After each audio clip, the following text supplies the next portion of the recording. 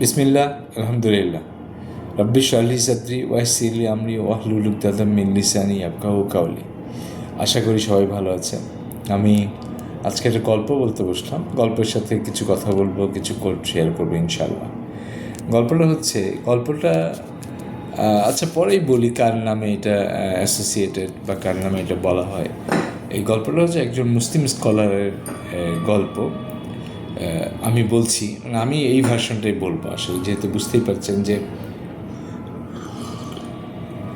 আমি এই ভার্সনটা বলবো। সেটা হচ্ছে, একবার এক নন মুসলিম কিং, উনি বলল যে আমাকে যদি ইসলামের স্কলাররা 3টা প্রশ্নের উত্তর দিতে পারেন তাহলে আমি ইসলাম গ্রহণ করব। তো এই খবরটা একজন ইসলামিক স্কলারের কাছে পৌঁছানোর পরে উনি বললেন ঠিক আছে, আমি ওনার ওই উত্তরটা দিব। তারপর উনি ওখানে পৌঁছালেন। উনি তো কিং, উনি তো প্রাসাদে বসে আছেন, চারিদিকে তার পরিষদ। তো উনি যখন বললেন যে ভিতরে ঢুকে বললেন যে আপনি প্রশ্ন করবেন আমাকে, যে কিং বলল হ্যাঁ আমি করবো। বলে তাহলে এক কাজ করতে হবে, আপনাকে একটা পরিবর্তন করতে হবে। আপনি একটু ফ্রন্ট সিটে বসেন, আমাকে একটু সিংহাসনে বসতে দেন, বিকজ আমি আপনাকে শেখাবো, আপনি শিখবেন। আপনি কি শেখার মাইন্ডসেট নিয়ে এসেছেন? তো রাজা বললে হ্যাঁ, আমি শেখার মাইন্ডসেট নিয়েই আপনাকে প্রশ্ন করবো। তো বলে যে ঠিক আছে, আপনি প্রশ্ন করেন, আপনি নিচে নামেন, আমি সিংহাসনে বসছি। তারপর উনি সিংহাসনে বসেন। তা উনি বলে যে আমার প্রথম 2টো প্রশ্ন খুব সহজ, দ্বিতীয় প্রশ্ন কঠিন। বলে প্রথম প্রশ্ন কি? প্রথম প্রশ্ন হচ্ছে যে আপনারা বলেন আপনার খোদা নাকি এক, আপনার আল্লাহ নাকি এক? তাহলে আল্লাহর আগে কে ছিলেন? ওনাকে কে সৃষ্টি করেছেন? তা উনি সবাইকে বললেন, আমি সবাইকে একটা জিনিস আহ্বান জানাই, আপনারা গণনা শুরু করেন 1 থেকে পেছন দিকে। তো পেছন দিকে ওনারা হাসলেন, বললো যে 1-এর আগে তো কিছু নাই, 1-এর আগে তো শূন্য। বললো 1-এর আগে তো কিছু নাই। বললো যে আমার আল্লাহর আগে তো কেউ নাই, ওনার আগে শূন্য, ওনার আগে কিছুই ছিল না। এইটা সুতরাং ওনাকে কেউ তৈরি করেন না, উনি আনক্রিয়েটেড। তো এটা উত্তর দেওয়ার পরে কোরআন আয়াতের রেফারেন্স দেওয়ার পরে, সূরা ইখলাসের রেফারেন্স দেওয়ার পরে তারপর এটা তো আমার সহজ প্রশ্ন ছিল। তো আমি এরপরে দ্বিতীয় প্রশ্নে চলে যাই। কী প্রশ্ন? তা বলছে দ্বিতীয় প্রশ্ন হচ্ছে আপনার আল্লাহর মুখ কোথায়, কোন দিকে তাকিয়ে আছেন উনি আমার? তো উনি বলেন সমস্ত প্রাসাদের দরজা টরজা সব বন্ধ করেন, পর্দা বন্ধ করলেন, একটা মোমবাতি এনে জ্বালান। তো উনি জ্বালানোর পরে বললেন এই আলোর মুখ কোন দিকে? বলে আলো তো আলো তো সব দিকে সমান আলো দেয়। তো বললো যে তো আলো, আমার আল্লাহ তো নূরের তৈরি, আমার আল্লাহ নূরের উপরে নূর, সুতরাং এইটা যদি সমান আলো দেয় আমার আল্লাহ সুবহানাল্লাহ, উনিও চারিদিকে সমান আলো দেয়। তাহলে এই 2টা তো আসলে আমার সহজ প্রশ্ন ছিল। আমার তৃতীয় প্রশ্ন, এটা হচ্ছে কঠিন প্রশ্ন, যেটার উত্তর আমি খুঁজে পাই না। তো বলেন আপনার তৃতীয় প্রশ্ন। তৃতীয় প্রশ্ন হচ্ছে, বলে যে আপনার আল্লাহ এখন কি করছেন? তা বলে যে এটা তো আরও সহজ প্রশ্ন। আমার আল্লাহ এখন একজন বাদশাকে সিংহাসন থেকে নামিয়ে নিচে বসিয়েছেন, একজন অতি সাধারণ একজন মুসলিম মানুষকে উনি সিংহাসনে বসিয়েছেন। তারপর সেই রাজা কনভিন্সড হয়ে তিনি ইসলাম গ্রহণ করলেন। আমার গল্পটা বলার উদ্দেশ্য এটা না।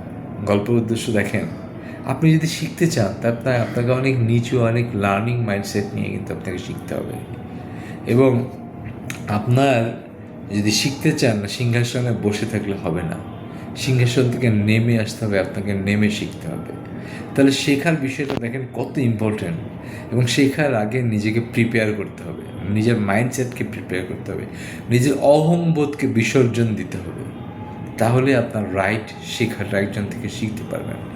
আপনার ভিতরে যদি অহংবোধ কাজ করে তাহলে কি আপনি শিখতে পারবেন না? অহংকার নিয়ে আপনি যেটা করতে পারবেন, you can read a manual, আপনি অহংকার নিয়ে করতে পারেন, কিন্তু সেটা আসলে প্রকৃত শিক্ষা যে আমরা বলি, সেই শিক্ষাটা আপনি অর্জন করতে পারবেন না।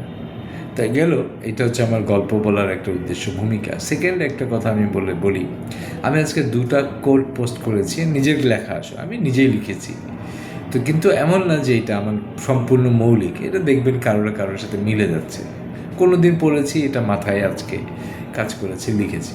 তো একটু এইরকম কথাটা একটু ঘুরিয়ে লিখেছি, যা পড়েছি তার থেকে ঘুরিয়ে। আমি বলেছি, যখন একটা স্টুডেন্ট রেডি হবে তখন তার রাইট টিচার আল্লাহ সুবহানাহু ওয়া তাআলা পাঠিয়ে দেবেন।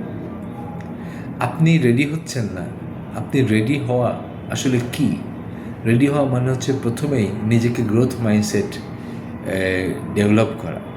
আমি অনেক মানুষকে আশেপাশে দেখি ফিক্সড মাইন্ডসেট নিয়ে চলাফেরা করে। আপনি যদি গ্রোথ মাইন্ডসেটে ডেভেলপ করেন তাহলে আপনি নিজেকে তৈরি করবেন। বিভিন্ন বিভিন্ন কোর্সের প্রিরিকুইজিট থাকে, আপনার লাইফের একটা প্রিরিকুইজিট হচ্ছে গ্রোথ মাইন্ডসেট। আপনার যদি গ্রোথ মাইন্ডসেট না থাকে তাহলে আপনার লাইফেও কিন্তু আপনার রেডিনেস আসছে না। আপনি যখনই রেডি হবেন আপনি যার থেকে শিখতে পারবেন বা রাইট টিচার আপনার জীবনে চলে আসবে। কিন্তু খেয়াল রাখবেন, টিচার কিন্তু আপনার চারিদিক দিয়ে আসবে। আপনার জুনিয়ররাও টিচার হিসেবে আসবে, আপনার ইকুয়াল যারা আছে তারাও টিচার হিসেবে, আপনার থেকে সিনিয়র, আপনার থেকে বেটার পার্সনও কিন্তু আপনার টিচার হিসেবে আসবে। কিন্তু আমাদের এই যে 3-4 দিক থেকে যখন চলে আসে তখন আমরা চিনতে পারি না রিয়েল টিচার, রাইট টিচার কে। তো এইটা হচ্ছে আপনার এই রেডিনেসের একটা ইম্পর্টেন্ট বিষয় হচ্ছে সবচেয়ে বড় প্রিপারেশন যেটা দরকার। আপনি সব দিক থেকে আপনার টিচার আসতে পারে, আপনি সব দিক থেকেই তার থেকে শিখতে হবে। এটা হচ্ছে রেডিনেসের একটা বৈশিষ্ট্য।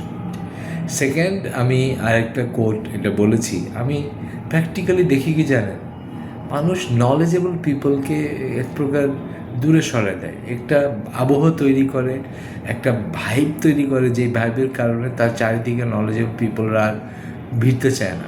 কেন চায় না? যারা হেল্প করতে পারে ট্রুলি তারা তার থেকে দূরে সরে যায়। আপনি নিজের অধঃপতন চান তাহলে এটা করতে থাকুন, বেশি বেশি করে করেন।